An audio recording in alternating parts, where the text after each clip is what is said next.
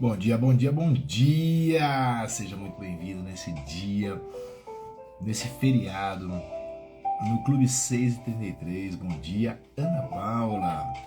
Bom dia, pessoal que está chegando. Um prazer enorme estar contribuindo e colaborando com a tua jornada evolutiva e com a minha, porque quem compartilha está sempre sendo abençoado aí. José Thiago, seja muito bem-vindo. Hoje a gente está aqui nesse feriadão do Dia do Trabalho, fazendo o que mais a gente gosta, que não é trabalhar, é estudar, é se desenvolver, é aprender. E é um prazer enorme estar aqui com vocês para participar hoje com a leitura do 40º capítulo do livro de Jó. Olha que bacana, nesse Clube 6h33, que vão acordar cedo para um despertar para a vida. A gente vai estar aqui hoje fazendo a leitura do capítulo 40 de Jó. Tem só hoje, amanhã e depois a gente fecha esse livro que está incrível, com muita informação. Se você não assistiu, você pode assistir por completo a playlist, tanto aqui nesse canal do Instagram, quanto no meu YouTube também tem lá uma playlist já separadinha com todas as aulas. Deixo hoje ainda nos meus stories aqui para você poder clicar aí direto nela. Bom dia, Dirce, seja muito bem-vindo, pessoal. E a gente está aqui hoje para a gente ler o capítulo 40 e estudar ele. O que é que a gente vai aprender com esse capítulo e como a gente consegue colocar em prática os aprendizados desse grande livro que nos traz ensinamentos milenares. Se você acredita na Bíblia ser um livro sagrado ou não, não tem problema. A gente precisa ter um discernimento que é importante. Esse livro, se você prestar atenção, se você for pelas cadeias da vida, se você for em vários lugares da vida, pessoas leem diversos livros, mas nenhum livro toca a vida das pessoas como a Bíblia toca, como estimula uma transformação. Então esse livro ele tem alguma coisa, ele tem um poder muito interessante para despertar essa transformação nas pessoas. E é através desse livro milenar que está aí, um dos livros mais vendidos do planeta Terra, o mais editado, com 6 bilhões de livros espalhados. Então algum poder tem esse negócio. E eu gosto muito de justamente começar logo pela manhã com essa mensagem, lendo as passagens e decodificando aquilo que eu consigo colocar em prática no dia de hoje. E aí eu uso o dia para eu poder praticar. Então, você que chegou agora, eu sempre peço para as pessoas fazerem o quê? Mente aberta, ouvido seletivo e coração ensinável. Então agora a gente vai começar a fazer a leitura do capítulo 40, que ele é constituído por 24 versículos, e depois a gente vai bater um papo sobre isso que a gente acabou de ler, tá bom? Então vou começar. Aqui Jeová continuou a responder a Jó, ou seja, Deus estava conversando com Jó, então Deus continuou a responder a Jó. Deve aquele que critica discutir com o Todo-Poderoso? Responda agora aquele que quer repreender a Deus. Jó disse em resposta a Deus: sou indigno. O que eu posso responder? Ponho a mão sobre a boca, falei uma vez, mas não vou falar de novo, 2 vezes, mas não vou dizer mais nada. Então Deus respondeu a Jó de dentro do vendaval: por favor, prepare-se como um homem. Eu lhe farei perguntas e você me informará. Você questionará a minha justiça? Vai me condenar a fim de ter razão? Por acaso você tem um braço tão poderoso quanto o verdadeiro Deus? Ou pode a sua voz trovejar como a dele? Por favor, adorne-se com a glória e majestade, vista-se com dignidade e esplendor, dê vazão à sua ira. Olhe para todos os arrogantes e os rebaixos. Olhe para todos os arrogantes e os humilhe-os. E pisoteie o mal onde eles estão. Esconda todos eles no pó, prenda-os no lugar escondido. Então até eu admitirei que a sua mão direita pode salvá-lo. Veja o Behemoth, o que eu fiz assim como fiz com você. Ele come capim como o touro. Veja a força de suas ancas e o poder dos seus músculos da sua barriga. Ele endurece a cauda como um cedro. Os tendões de suas coxas estão entrelaçados. Seus ossos são como tubos de cobre. Seus membros são como barras de ferro forjado. Ele ocupa o primeiro lugar entre as obras de Deus. Apenas aquele que fez pode se aproximar dele com uma espada. Seu alimento é produzido pelos montes, onde todos os animais selvagens se divertem. Ele se deita debaixo dos lotos, no abrigo dos juncos do brejo. Os lotos o cobrem como a sua sombra, e os choupos do vale o cercam. Quando o rio fica turbulento, ele não entra em pânico. Mantém-se confiante mesmo nas águas do Jordão. Venham com força contra a sua boca. Será que alguém pode capturá-lo quando ele está olhando? Ou furar seu nariz com um gancho? E assim a gente termina a leitura do capítulo 40 do livro de Jó. Vamos entender todo esse bate-papo doido que está tendo aqui entre Jó e Deus. Deus está ali, ó, desceu para trocar uma ideia com Jó. Isso eu estou falando para você, esse livro aqui, ele é muito interessante, todo mundo já deve ter escutado de alguma maneira o ditado ou a frase que fala que você tem que ter uma paciência de Jó, o saco de Jó, porque Jó aguentou coisa durante este período da vida por causa de uma discussão, de um bate-papo entre Deus e o diabo. Você pode acreditar no que você quiser. E aí, o diabo foi lá trocar uma ideia com Deus, Deus fala de Jó, daí o diabo fala assim, ó, Jó só faz o que faz e só fala de você porque você deu tudo para ele. Jó era um dos caras mais ricos do Oriente Médio, tinha 7 filhos, aquelas coisas todas. E daí Deus autorizou o diabo, faz o que você quiser, só não mata ele.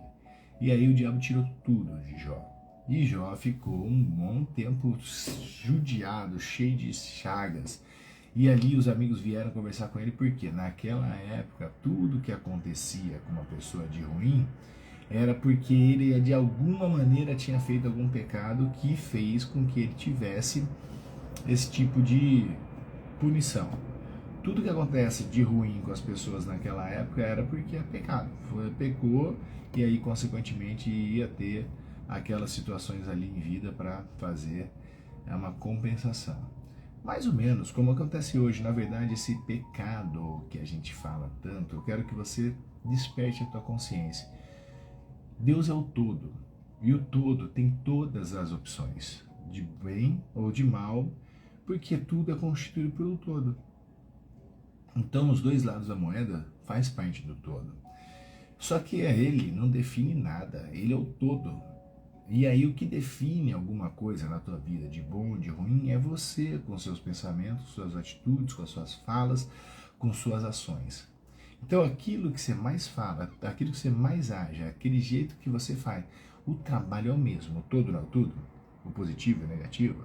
Então quem gerencia o que acontece com você tem a ver isso que foi dito. É você mesmo que se permitiu fazer de uma forma inconsciente ou consciente situações para você experienciar na tua vida.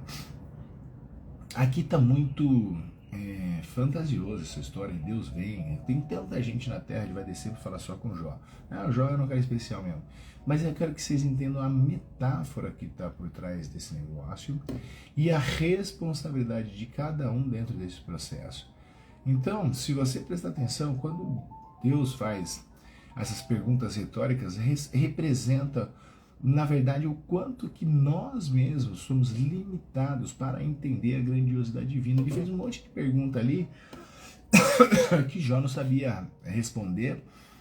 E quando a gente aceita que existe uma inteligência muito maior do que a nossa, que está regendo todo o sistema, e esse sistema ele é regido dentro de você, porque se você tomou um cafezinho agora, Você bebeu uma água, você não está preocupado para onde ela está circulando dentro de você, como ela está sendo aproveitada ou excretada. Existe uma inteligência que cuida disso. Assim como agora, aqui no Brasil, amanheceu o dia, uma delícia, né? Então amanheceu o dia e amanheceu um dia, pode ser que esteja chuvoso aqui, lindo aí, e a gente, tudo isso está acontecendo com uma inteligência também que a gente não sabe. Como se forma a nuvem, como se faz o trovão. Aí o pessoal até estuda isso, mas Deus comanda tudo isso de uma forma maravilhosa. E quando a gente aceita essa grandiosidade dessa inteligência que nos reveste, a gente começa a confiar nesse controle e que o plano dessa inteligência é muito maior do que o nosso. Só que a maior inteligência é você ser humilde para você entender essa situação e ganhar consciência para ver, peraí, o que é que eu estou fazendo aqui que eu posso fazer de uma maneira diferente? Porque se tudo está intimamente ligado, eu, ao invés de reclamar, eu passo a analisar a situação. Muito das pessoas, eu tenho um desconforto quando as pessoas, por que comigo acontece tal coisa? Ao invés da pessoa perguntar o que é que eu tenho que aprender com isso. Para de ser vítima, para de entrar num parafuso à toa e você começa a ser um adulto e deixa de ser uma criança espiritual. Tudo tem um propósito nessa vida. E o único propósito que eu percebi é para nos desenvolver. Ponto. Somos seres espirituais vivenciando experiências humanas. E aí, quando você começa a ganhar esse tipo de consciência, você não vai ser uma pessoa que seja conivente, aceita tudo. Não, você vai ser uma pessoa que analisa a si mesmo, tira aprendizado de tudo e se transforma em seres humanos muito melhores do que aquilo que a gente vem sendo nos últimos tempos. E quando você começa a entender que Deus, ele é uma criatura, um ser que criou tudo, você começa a ter uma inspiração. Quando você presta atenção, o espírito que está aí dentro de você, vivenciando essas experiências humanas, espírito, inspiração, respirar, inspirar, tudo está conectado com esse estado maravilhoso de consciência para você respirar. Você já respirou consciente hoje? Tá certo que tá cedo, pode ser que você esteja gravado depois, mas quando você faz o movimento de respirar consciente,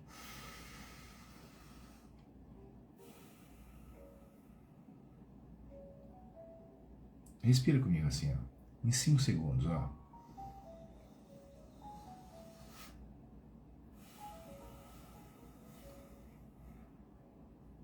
De novo, inspira.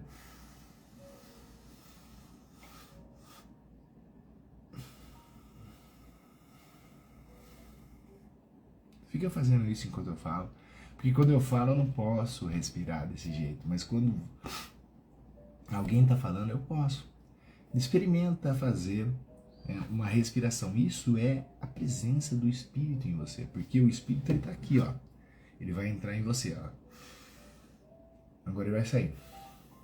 Ele vai entrar. Ele vai sair. Se você tampar isso daqui e não deixar mais o Espírito entrar, o que acontece? A gente morre. Então, na verdade, a gente acha que o Espírito está dentro da gente e ele está em todos os lugares. Que está aqui, está dentro da gente. Isso é a grandiosidade divina. Só que esse corpinho, ele é só um veículo que nos transporta de um lugar para o outro.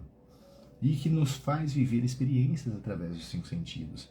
E nem tudo que a gente está experienciando é bom, mas nem tudo que a gente está experienciando também é ruim. O que você tem que entender? Que é uma experiência em si. E você precisa tirar um aprendizado.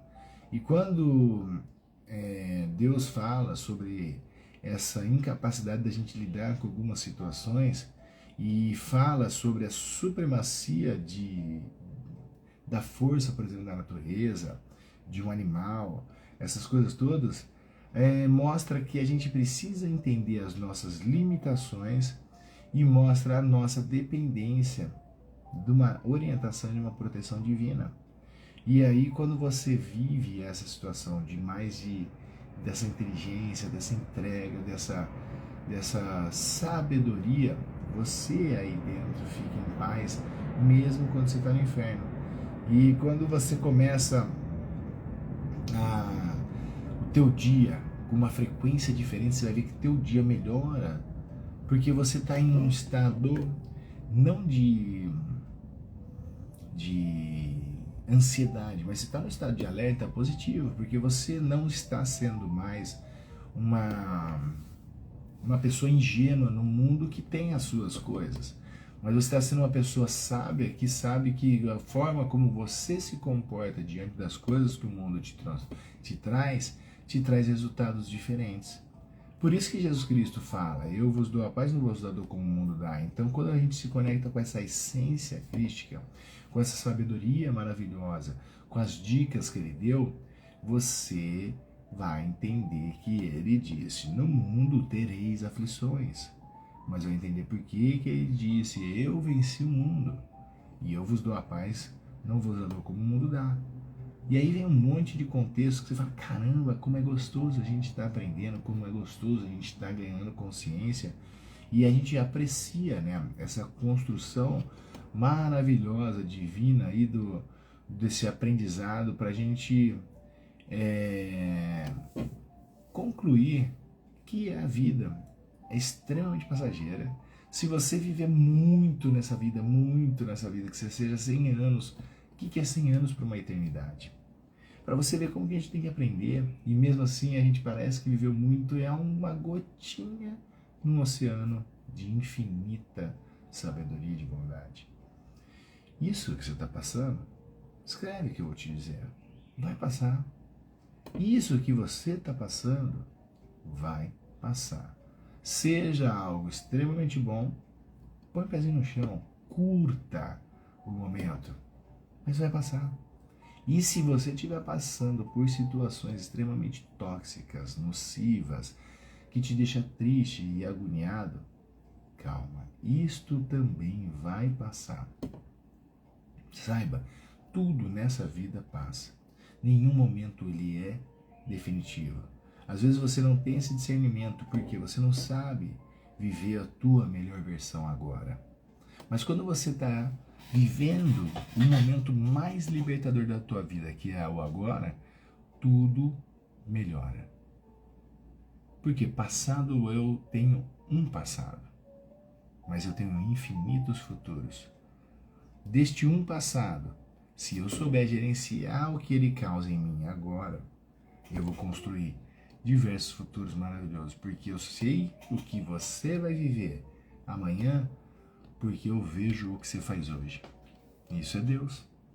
Então ele vê o que você faz hoje. Se você começar a trabalhar cada vez mais consciente no teu agora, a tua forma de sentir, de agir e de pensar, e sempre zelar para fazer o positivo, o bom e o saudável, teu futuro vai ser o mais maravilhoso possível. Quer ter o poder de mudar? É só estar cada vez melhor agora. E agora, eu desejo para você uma enxurrada de bênçãos, uma enxurrada de despertar de consciência e uma enxurrada de ações positivas. Experimente fazer isso e depois me conta como fechou seu dia. Adorei estar aqui com você até agora. Sejam muito bem-vindos sempre. Amanhã a gente estará até 6h33 novamente aqui, falando sobre o capítulo 41 do livro de Jó, o penúltimo. E na sexta a gente fecha a jornada para começar na semana seguinte um novo propósito. Se você tem gostado, curta, comente, compartilha, mande para outras pessoas esse conteúdo e você tem ação. Começa a comentar mais, começa a interagir mais, chama o que você achou que é interessante, o que você gostou e que você quer escutar mais. Para quê? Para que a gente possa juntos se fortalecer, tá bom? Desejo para você um excelente feriado nesse dia do trabalho, que a gente deveria estar trabalhando e não descansando, mas vamos aproveitar e fazer o que tem que ser feito nesse dia e para que esse dia seja maravilhoso. Seja feliz, porque você nasceu para ser feliz e até amanhã. Um beijo no coração.